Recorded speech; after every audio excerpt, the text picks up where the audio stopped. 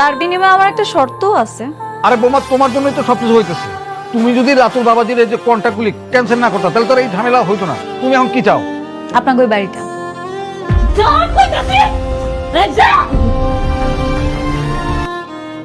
রাস্তায় দাঁড়িয়ে থাকা রাতুলের চোখে এখন শুধুই প্রতিশোধের আগুন।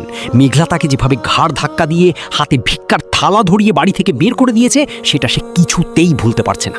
রাতুল মনে মনে বলে, মেঘলা, তুই ভাবছিস শালিমা গ্রুপের ক্ষমতা দিয়ে তুই আমাকে ধ্বংস করে দিছিস, কিন্তু তুই জানিস না রাতুল যখন সব কিছু হারায় তখন সে আরও বেশি ভয়ঙ্কর হয়ে ওঠে। তোদের এই সুখ আমি বেশি দিন টিকতে দেব না। রাতুল তার কিছু পুরনো অপরাধী বন্ধুদের সাথে যোগাযোগ করতে শুরু করে। অনিক ও মেঘলার মুখোমুখি দেখা।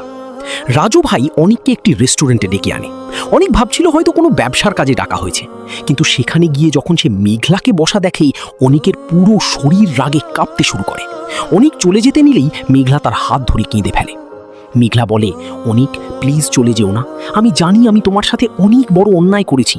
রাতুলের লোভে পড়ে আমি অন্ধ হয়ে গিয়েছিলাম, কিন্তু আজ আমি রাতুলকে তার পাপের শাস্তি দিয়েছি। এই নাও তোমার সব সম্পত্তি, তোমার সব অধিকার আমি শালিমা গ্রুপের মাধ্যমে ফিরিয়ে এনেছি। এগুলো সব তোমার। অনিক মেঘলার হাত থেকে কাগজের ফাইলটা কেড়ে নিয়ে টেবিলে ছুঁড়ে মারে।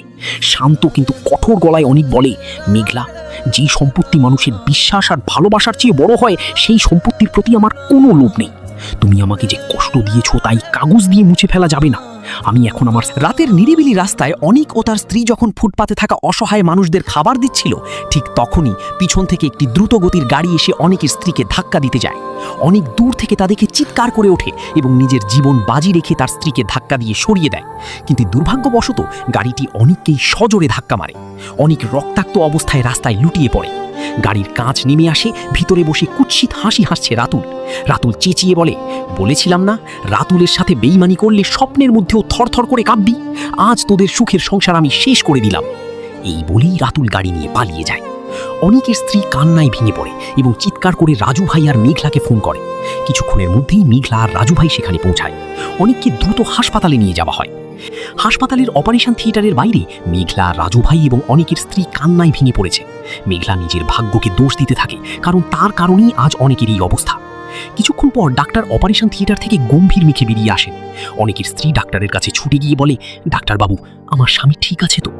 ডাক্তার দীর্ঘশ্বাস ফেলে বলেন, আমরা আমাদের সাধ্যমতো চেষ্টা করছি, কিন্তু ওনার অবস্থা খুবই আশঙ্কাজনক। আগামী 24 ঘন্টা ওনার জন্য খুবই গুরুত্বপূর্ণ। আপনারা আল্লাহর কাছে দোয়া করুন। রাতুল